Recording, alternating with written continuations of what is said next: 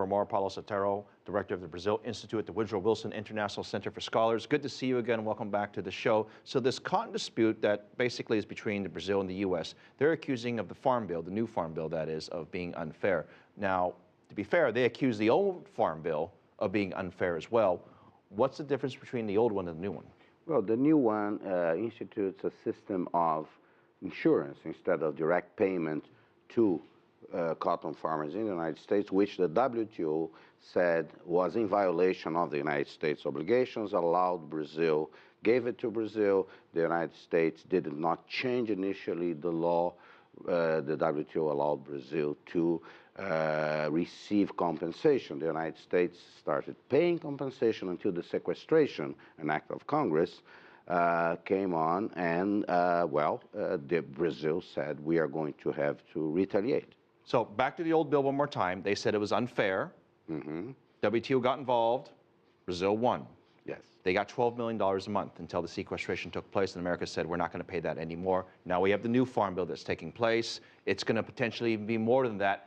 Now, a normal person would think that if this is what happened last time, this is what will happen next time. They will once again appeal. The WTO once again get involved. They will win, and the U.S. will pay maybe not 12 million, maybe 13 or 14 or $15 million a month, and the deal will be settled. Does that make sense? Well, in principle, yes. But what Brazil is trying to do is buy time, because Brazil is not in an economic position where it would be very advisable for Brazil to retaliate. Brazil-U.S. relations are in a delicate moment, so also recommending to be cautious here.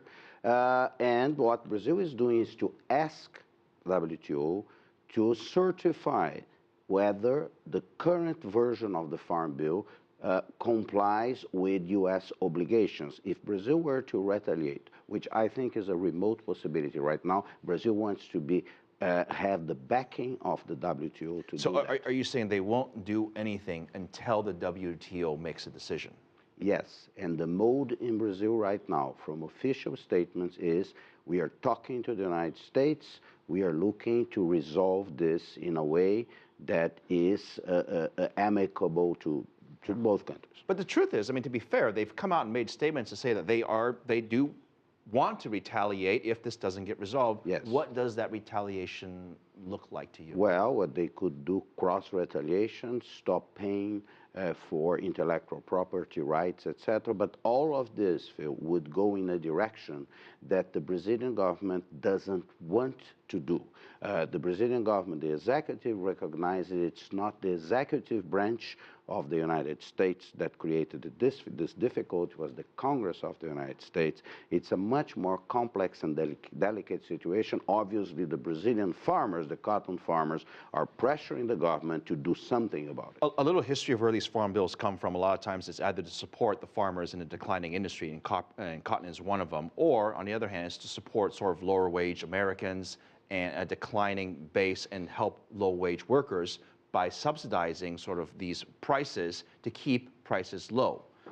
In this particular case, do you think America is, I guess, taking advantage of it by the subsidization of the new Farm Bill? Yeah, the United States is acting on behalf of farmers, and those are not the small, poor farmers. Those are big farmers in the cotton that have lobbying power and are using that lobbying power to protect its interests and to maintain a certain type of protectionism. What Brazil is asking the WTO is to verify if the new formula is consistent with the United States obligation. This is about international law, international trade law. Which takes time, and how much time do you think it will take? Well, it delays everything at least until the second semester of this year, and then we shall see. We'll have you back, Paulo Sotero. Always good to have you from the Woodrow Wilson Center here in Washington, D.C. Thank you.